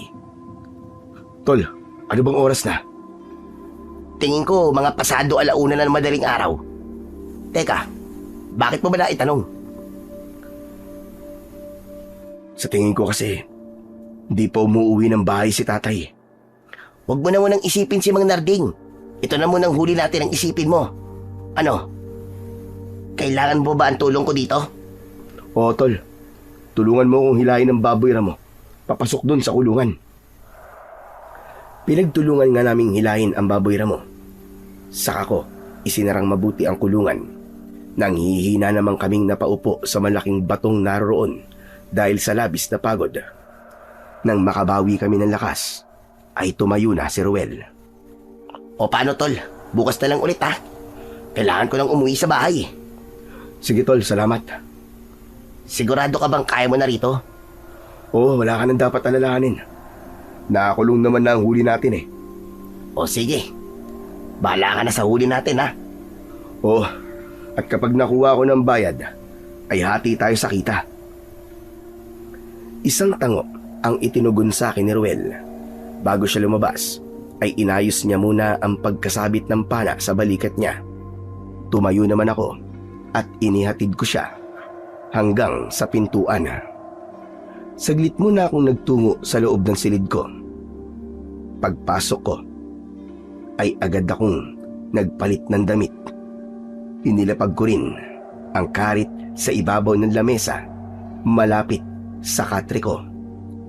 Pasado 2:00 ng madaling araw, nang marinig ko ang ingay mula sa loob ng kubo na pinagkulungan ko sa baboy ramo. Kaya mabilis kong dinampot ang pana at 3 piraso ng palaso. Habang papalapit ako sa kubo, palakas din ng palakas ang naririnig kong huni ng baboy ramo. Para bang nagwawala ito. Pagpasok ko sa loob, nanlaki ang mga mata ko. Nang tumambad sa paningin ko, ang unti-unting pagpapalit ng anyo ng baboy ramo. Naging isang lalaki ito na hubot-tubad, nangihina. Nakasandal siya sa rehas na kahoy ng kulungan.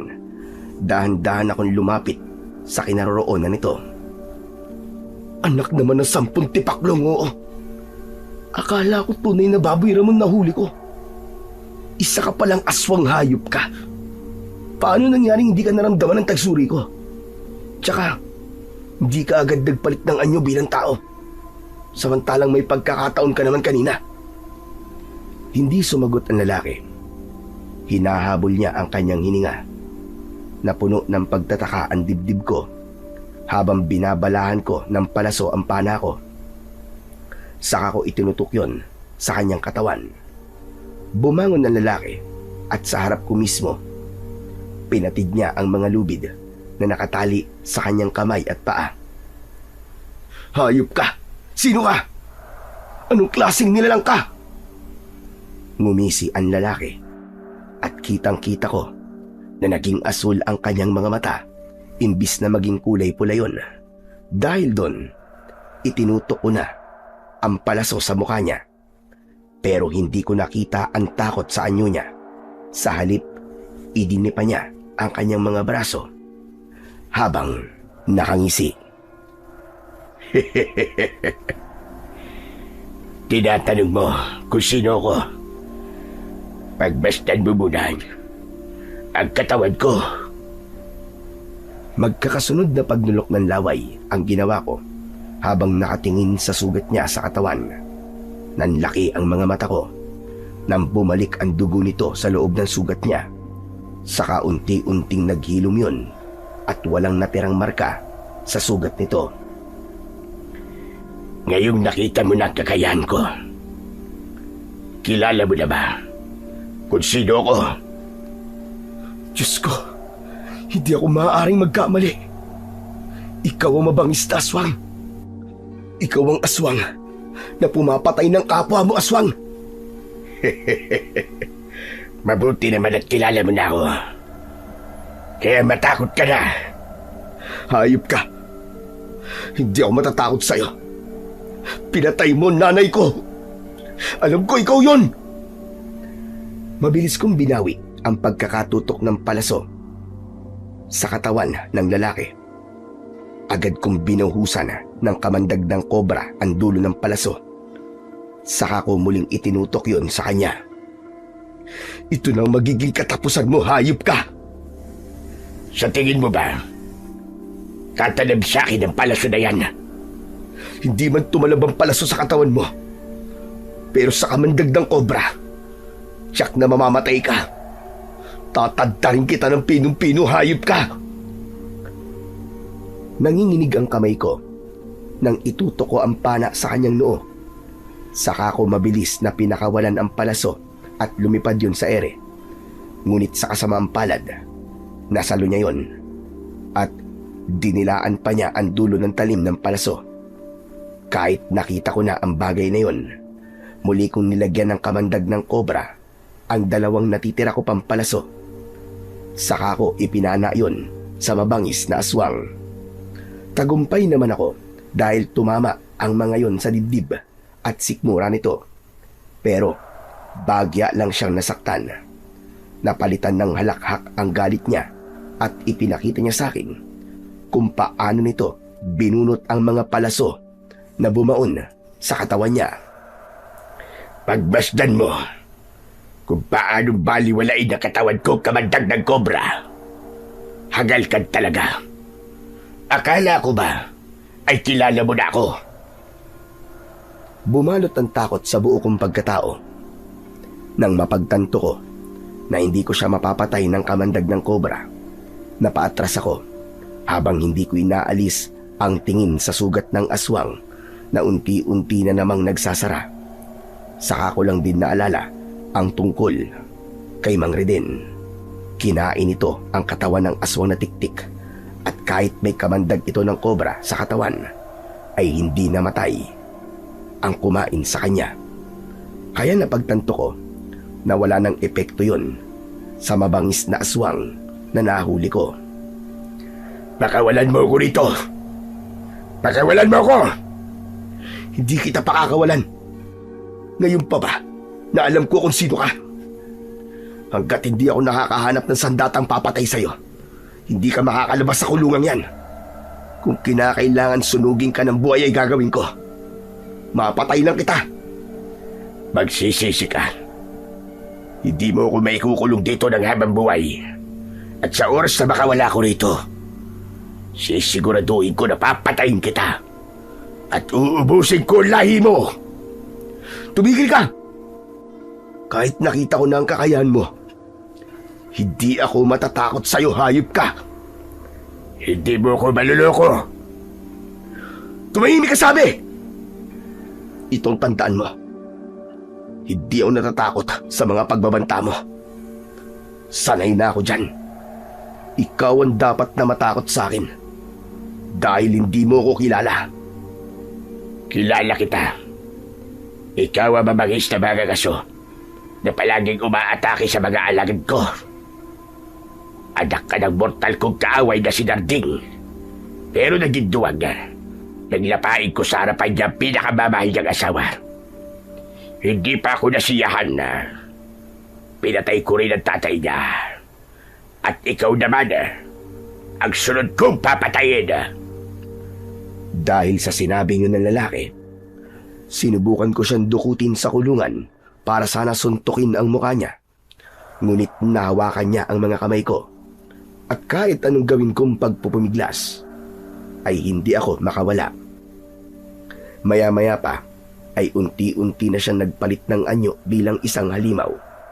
Nagbago ang kanyang muka. Naging baboy ramo siya na tumutulo pa ang malapot niyang laway. Ang kalahati naman ng kanyang katawan ay sa tao. Ngunit mabalahibo ang kanyang balat na parabang sa balahibo ng baboy ramo. Nagbago ang kanyang boses at malakas niya akong kinagat sa braso. Bumaon ang pangil niya sa laman ko, kaya napasigaw ako dahil sa labis na sakit. Ah! Bitiwan mo ang kamay ko, hayop ka! Patawanan mo ako!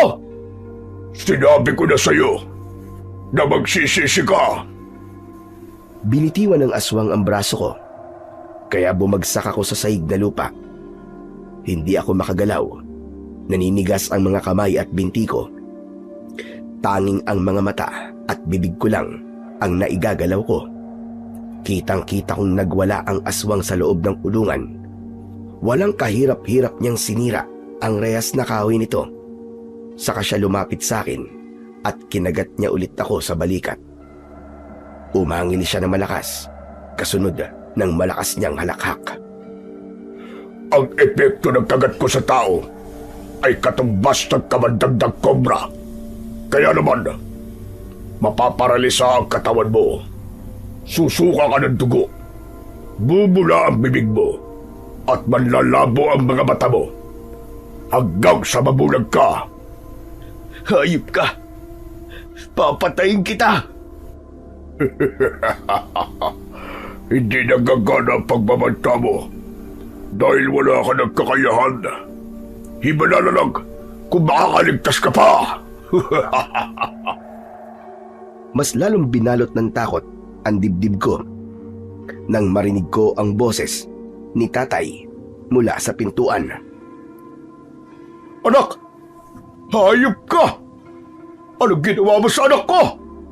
Tay, umalis po kayo rito! Sige na! Tumakas na po kayo! Hindi ko matignan si tatay. Nakahiga ako at hindi makakilos. Para akong mababaliw sa takot nang lumapit ang aswang sa kinaroroonan ng tatay ko. Narinig ko silang naglaban at nakita ko ang pagbagsak ni tatay sa lupa. Mabilis kumilos ang aswang at sinakal niya ang leg ni tatay, kaya umangat ang mga paa nito sa lupa. Ito siguro ang dahilan ni tatay kung bakit niya ako pinipigilang maging manunugis ng aswang. Dahil ayaw niyang mangyari sa akin ang kinatatakutan niya. Naiintindihan ko na ngayon dahil totoong mabangis nga ang aswang na nasa harapan ko. Nang mga oras na yon ay wala akong magawa habang binubugbog niya ang tatay ko. Tumulo ang luha ko dahil nakita kong halos maligo na sa sariling dugo si tatay mula sa mga tinamo niyang sugat. Dahil doon, nawalan na ito ng malay. Pakawalan mo ang tatay ko! Ako na lang ang patayin mo! May plano ko sa'yo. Dadalhin ko ang ama mo sa kuta ko at hinahabog kita sa isang duelo.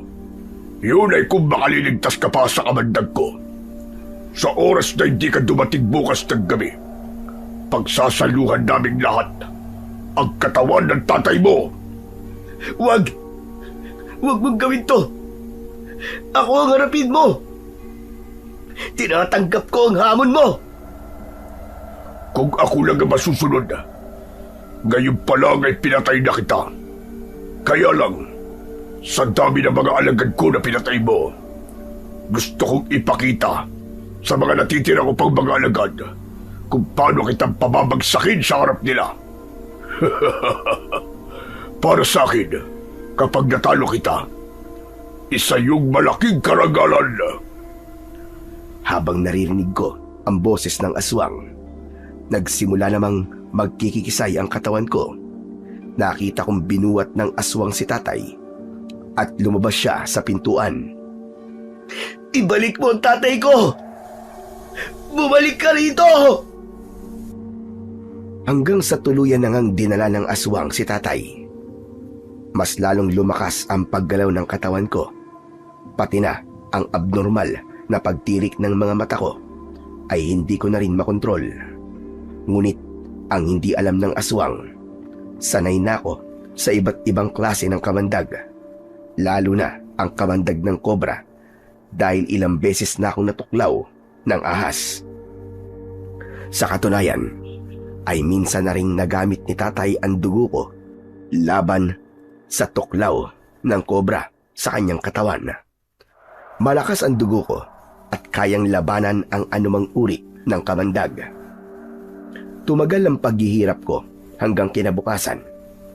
Mabuti na lang at bumalik si Ruel. Nakita niya akong nakahandusay sa loob ng kubo at hindi makagalaw. Anak ng putya! Tol! Ano nangyari sa'yo? Diyos ko! Tol! May kagat ka sa balikat at braso mo. Maitim at namamagana. Tulungan mo ako, Ruel. Kinagat ako ng mabangis na aswang. Hindi siya baboy, Ramo. Siya ang pinakamabangis na aswang na matagal ko nang hinahanap. Tinangay niya si tatay. Tulungan mo ako, Tol. Oo, tutulungan kita. Mabuti na lang pala't nagpunta ako rito. Hinahanap ka ng matanda. Nabanggit ko kasi sa kanya na may nahuli tayong baboy, Ramo. Nasaan yung matanda? Nasa labas. Nasa tapat siya ng bahay nyo. Ay naku, pambihira naman kamalasan to. Kumapit ka sa akin na mabuti para maalalayan kitang tumayo. Teka, Tol. Hindi ko maigalaw ang katawan ko. Sige. Ako nang bahala sa'yo. Aray, sobrang sakit ang sugat ko sa balikat, Tol. Pero nararamdaman kong natalo ng dugo ko ang kamandag ng aswang na yon. Gusto ko pa mabuhay. Ililigtas ko pa si tatay. Oo, Tol, tutulungan kita. Mabubuhay ka. Lakasan mo lang ang loob mo. Kapit lang. Pinasampa ko ni Ruel sa likod niya. Pagkatapos, ay dinala niya ako sa bahay. Nakita naman kami ni Tatang Sinto at nag-aalala siyang lumapit sa amin. Ruel, ano nangyari sa kaibigan mo? Tatang, tulungan niyo po ako. Kinagat po siya ng aswang eh. Yung po nahuli pala namin baboy, Ramo. Yung palang pinakamabangis po na aswang. Diyos ko po, totoo ba sinabi mo? Nakahuli kayo ng mabangis na aswang? Opo. At ngayon po ay nasa panganib po ang tatay ng kaibigan ko. Ay sige. Ipasok mo siya sa loob ng bahay nila. Bilisan mo. Mabilis na pumasok sa loob ng bahay namin si Ruel. Ibinaba niya ako sa bangkong gawa sa kawayan. Pagkatapos ay inihanda naman ng matanda ang palanggana at malinis na telang minsan nang ginamit ni tatay nang linisan niya ang sugat ko. Malakas ang resistensya ng kaibigan mo, Ruel. Dahil kinaya niya ang kamandag ng aswang na awok. Ano po? Aswang na awok? Oo. Aswang na awok ang umatake kay Tonyo. Tatang Sinto, tulungan niyo po ako. Hawak ng aswang na awok na yun ng tatay ko. Papatayin po siya kapag hindi ko po nahanap ang kuta niya. Huwag ka mag-alala, Tonyo. Dahil kasalanan ko nangyari sa'yo. Nakahanda akong tumulong sa'yo. Tatang Sinto, paano niyo naman po matutulungan ang kaibigan ko? Ang totoo niyan ay isa kong antingero na napadpad dito dahil sa lalaking nakabuntis sa anak ko. Sa kahanap ko sa taong yon, hindi sinasadyang natagpuan ko ang kuta ng mga aswang na awok. Kaya masasamahan ko kayo pagpunta roon. Pero bago yon, kailangan magamot kagad ang sugat ni Tonyo. Mabilis na dinukot ng matanda ang kanyang bulsa at nakita ko ang isang kulay itim na bato. Ano po yan, Tatang Sinto? Ang tawag dito ay tambal na bato. Sinisip-sip nito ang kamandag ng ahas, laso ng aswang, At kahit rabies pa ng nauulol na aso, ay kaya nitong tanggalin. Paano naman po gagamitin yan? Ididikit ko lang ito sa sugat mo, Tonyo. Saka natin hihintayin na kusa itong matanggal sa pagkakadikit. Kapag natanggal na po ang bato, ano pong ibig sabihin nun? Ibig sabihin lang nun, wala na ang kamandag sa katawan ni Tonyo. Sige na po. Umpisahan niyo na. Gawin niyo na po, Tatang. Nang tuluyan na pong mawala ang kamandag sa katawan ko. Yun na nga ang ginawa ni Tatang Sinto. Idinikit niya ang tambal sa sugat ko. Pagkalipas ng 8 oras, nagbago ang pakiramdam ko. Naglaho rin ang sakit ng katawan ko. Ang malinis naman na tubig at tela ay dinasalan ni Tatang Sinto. Saka, ipinunas yun sa sugat ko. Laking gulat namin ng kaibigan ko nang biglang humilom ang mga sugat ko. Tatang Sinto, paano niyo po nagawa ang bagay na to? Kagaya na sinabi ko, isa kong antingero. Kaya kong magpagaling ng sugat gamit ang malalim na orasyong natutunan ko. Siguro ay may dahilan kung bakit tayo pinagtagpo ng tadhana. Yun ay para tulungan kang matalo ang kasamaan ng pinakamabangis na aswang na awok. Kung ganun, sama-sama po natin talunin ng aswang na awok. Pagkatapos namin mag-usap, ay ipinaliwanag ko kay Tatang Sinto ang kakayahan ng aswang na awok. Kaya naman, ibinigay niya sa akin ang hawak niyang tambal na bato. Heto, gamitin mo muna ang tambal kong bato. Kahit na anong hawakan mo sa data, ay hindi uubra ang kanilang kapangyarihan. Magiging isa kang mahusay na manunugis at magkakaroon ka ng kakayahang kagaya ng sa bato. Wow! Grabe naman po. Ang astig pala ng tambal na yan, Tatang. Tama ka, Noel. Hala, sige na. Maganda na kayo at lulusog na tayo sa kuta ng mga aswang. Ngayon na ang tamang oras para tapusin silang lahat. Kung meron man akong dapat na ipagpasalamat ng mga oras na yun ay nang makilala ko si Tatang Sinto. Dahil kung hindi dahil sa kanya, hindi ko magagawa ang bagay na to para iligtas ang tatay ko. Pagkatapos naming magplano, ay inihanda ko ang mga sandata ko. Kinuha ko ang pana at palaso. Dinampot ko rin ang karit at inilagay ko yun sa hita ko. Madilim na ang paligid nang magsimula kaming maglakad papunta sa kuta ng mga aswang. Halos tumagal yun ng ilang oras bago namin narating ang kinaroroonan ng mga ito. Pagdating namin dun, ay nakita naming maraming bantay sa pintuan pa lang. Saglit kaming nagtago sa malaking puno, hindi kalayuan sa kinaroroonan ng tarangkahan ng kanilang kuta. Mag-iingat kayo sa kilos nyo. Malakas ang pandinig ng mga aswang na awok. Dito lang ako maghihintay sa labas. Habang naroon kayo sa loob, gagabayan kayo ng malakas kong kapangyarihan gamit ang mabigat kong orasyon. Maraming salamat po, Tatang Sinto. Saka ka na magpasalamat sa akin, iyo, kapag nailigtas mo ng tatay mo. Hala, sige na. Mag-iingat kayo. Mabilis kaming nagtungo sa kinaroroonan ng kuta. Maingat kaming lumapit at dumaan kami sa kabilang pintuan. Binunot ko ang karit sa hita ko at agad kong inatake sa leeg ang isang lalaking nagbabantay roon. Tinakluban ko ang bibig niya para hindi siya makasigaw. Pagkatapos ay hinila naming dalawa ni Roel ang bangkay nito palabas ng kuta upang hindi ito makita ng mga kasama niya. Ngunit nagulat kami ni Roel nang pumasok kami sa pintuan ng bakod. Tumambad sa harapan namin ang pangkat ng mga alagad na aswang na awok. Nasaan yung tao sila na walang suot na pang-itaas na damit? Tila pinaghandaan ng mga ito ang pagdating ko. Sinasabi ko na nga ba? At hindi ako maaaring magkamali. Ang mga kagaya mo talaga ay ganitong mag-isip. Nasaan si tatay? Pakawalan mo siya, hayop ka. Kagaya na sinabi ko, isang duelo sa pagitan natin dalawa ang dapat na magyari. Kapag nanalo ka, makukuha mo si Narding.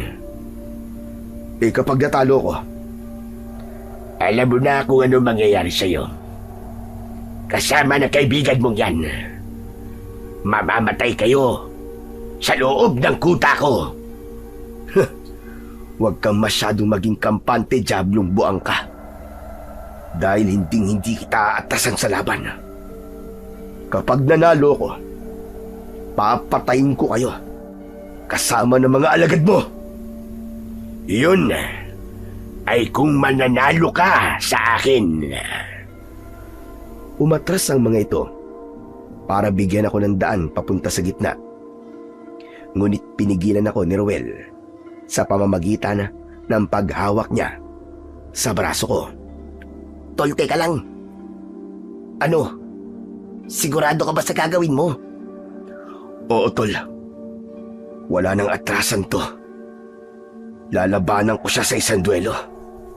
Patay kung patay. Pero tol, malakas siya.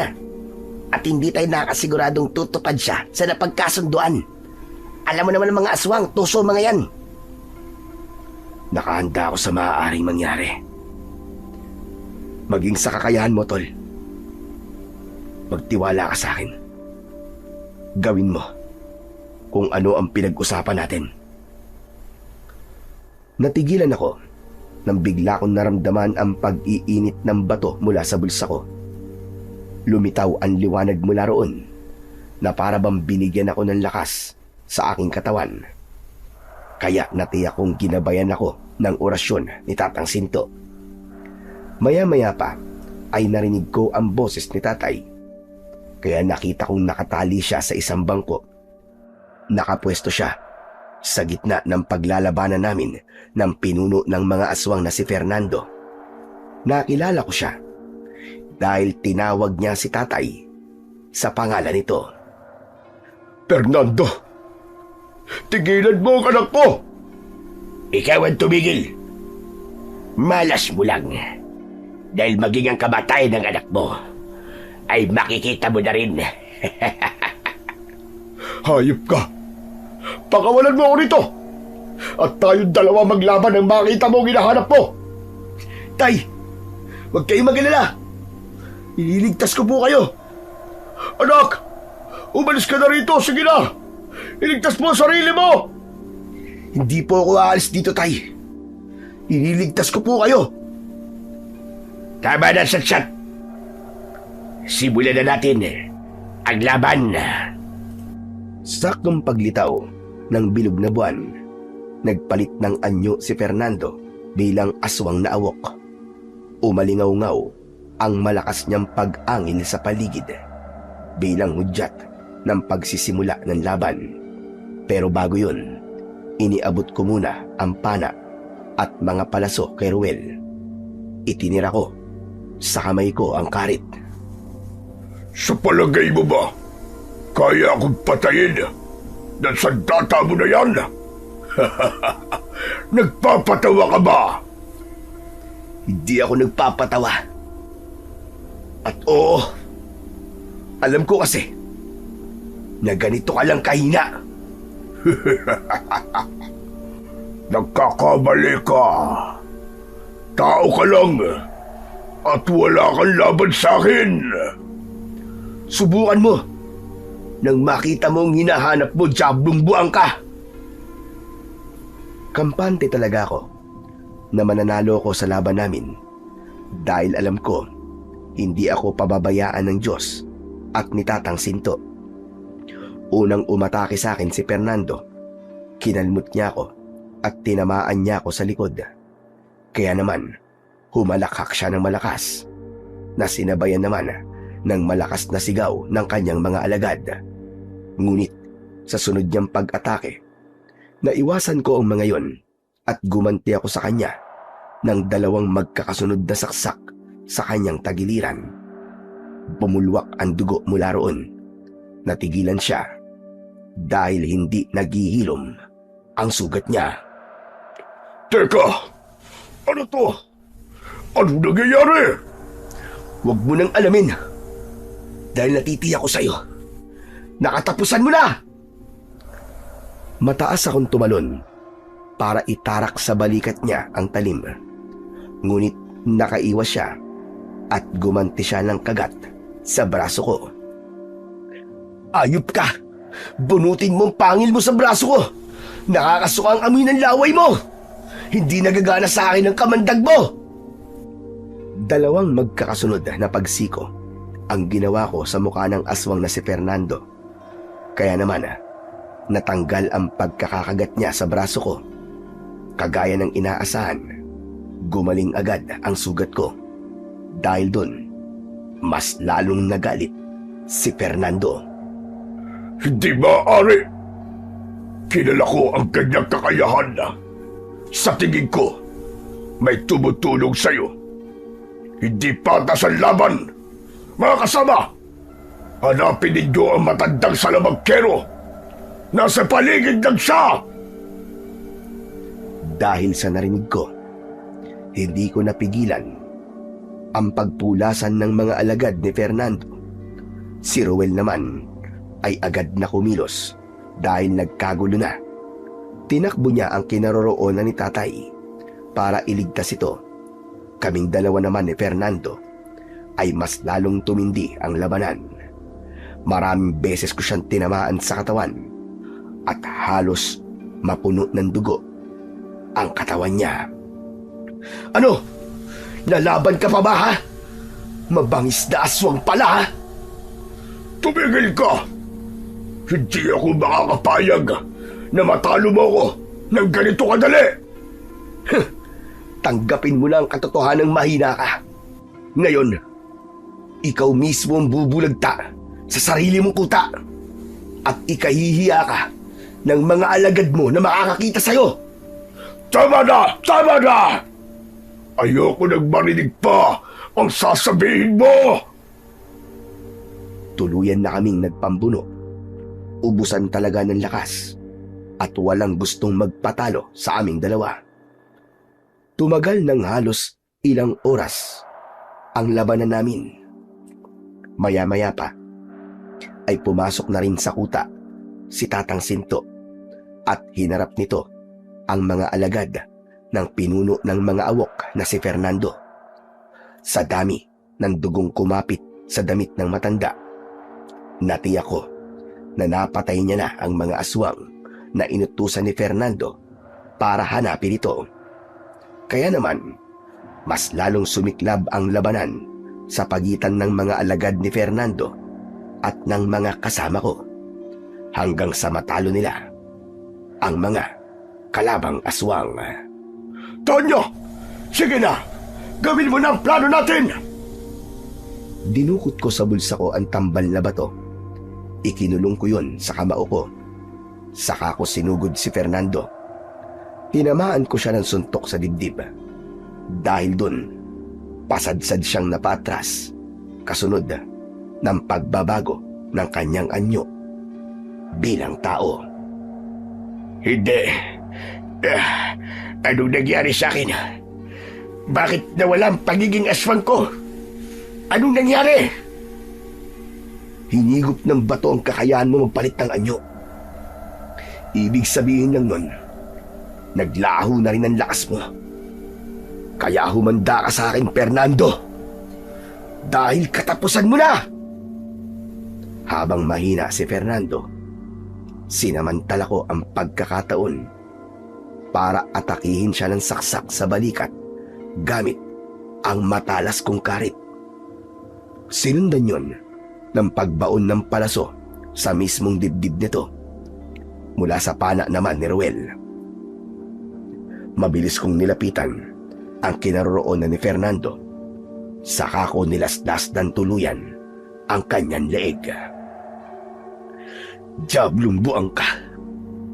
Kahit malakas ka, may hangganan pa rin ang kapangyarihan mo. Nanghihiram ka lang din sa lakas. ng pagiging aswang mo. Hindi makapagsalita si Fernando dahil hawak nito ang kanyang laslas na leeg para pigilan ang dugong umaagos mula sa nakabuka niyang sugat. Sa pag-ikot ko naman, sinaksak ko ang kanyang likod at napasigaw siya sa sobrang sakit. Siguro naman ay tatalab na sa'yo ngayon ang sandata ko. Hiya! Ubod lakas kong sinaksak ang talim sa kanyang sikmura at winakwak ko ang kanyang tiyan. Bumagsak siya sa lupa. Saka ko hinawakan ang tagsuri ko at ibinuhos ko ang kamandag ng kobra sa sugat niya. Nang pumasok ang likido sa sugat mismo ni Fernando, nagkikikisay kagad ang katawan nito. Nagkulay ube ang mukha nito habang nakatirik ang kanyang mga mata. Sumuka siya ng dugo, kasunod ng pagliyab ng buo niyang katawan hanggang sa maging abo siya. Saka ko lang naramdaman ang panghihina ng katawan ko. Si Ruel, tatay at tatang Sintu naman ay lumapit sa aking kinaroroonan para alalayan akong tumayo. Natalo namin ang lahat ng mga aswang at napatay ko ang pinakamabangis na aswang na awok. Pagkatapos naming sunugin ang kuta ng mga aswang, umalis kami sa lugar na yon. Nalaman ko na si tatay pala ang nakabuntis kay Gracia. Iniwan ni tatay si Gracia dahil natakot ito na baka madama ito sa problema ng pamilya namin dahil sa mga aswang. Ang hindi namin alam ni tatay, si tatang Sintu pala ang pinakamalupit na salamangkero, kaya humingi ng tulong si Gracia sa kanyang ama para naman tulungan si tatay. Sobra kaming nagpasalamat sa mag-ama dahil sa kanila nabigyan ng hustisya ang nangyari kay nanay. Sa ngayon, wala nang gumagambalang aswang na awok sa baryo namin. Tahimik na kaming namumuhay sa baryo ng Pag-asa, kasama ang kapatid ko sa ama na si Lino. Kaya naman, wala na akong mahihiling pa sa buhay na meron kami dahil nabuo ang pamilya ko. Hanggang dito na lamang po ang istorya ko. Lubos na nagpapasalamat, Tonyo. Sa bawat ugnayan ng mag-ama, hindi maiiwasan ang tampuhan, galit o hindi pagkakaunawaan sapagkat kapwa sila tao na may damdamin, sugat at sariling paninindigan. May mga sandaling tila nagkakalayo ang kanilang mga puso, lalo na kung may sakit na dinadala o hustisyang hinahanap para sa mahal sa buhay na nawala dahil sa kadiliman ng mundo. Ngunit sa kabila ng lahat, may isang bagay na hindi madaling mapatid. Ang dugong nag-uugnay at ang pagmamahal na mas malalim pa kaysa sa anumang alitan. Ang tampuhan ay parang unos lamang na lilipas. Kapag humupa na, muling sisikat ang araw ng pag-unawa, pagpapatawad at pagtanggap. Sapagkat kahit pabali-baligtarin man ang mundo ang kanilang landas, mananatili pa rin ang katotohanang sila ay mag-ama.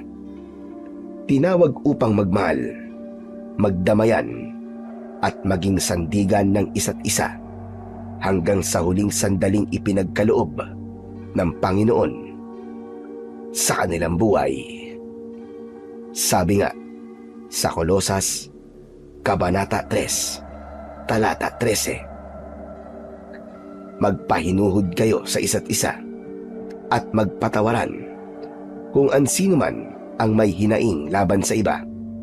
Kung paanong pinatawad kayo ng Panginoon, gayon din naman ang gawin nyo. Sa huli, ang galit ay napapagod. Ngunit ang tunay na pagmamahal ay hindi kailanman sumusuko. Maaaring magkalayo ang loob paminsan-minsan, ngunit ang puso ng mag-ama ay laging may daan pabalik sa isa't isa. Sapagkat higit sa anumang tampuan, ang yakap ng kapatawaran at ang alaala ng pinagsamahan ang patuloy na magbubuklod sa kanila hanggang sa huling tibok ng oras na ipinagkaloob ng Panginoong Diyos.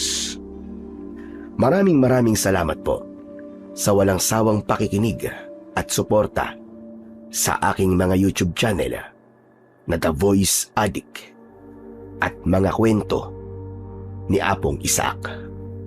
Hanggang sa muli, at pagpalain nawa kayo ng Diyos na may kapal.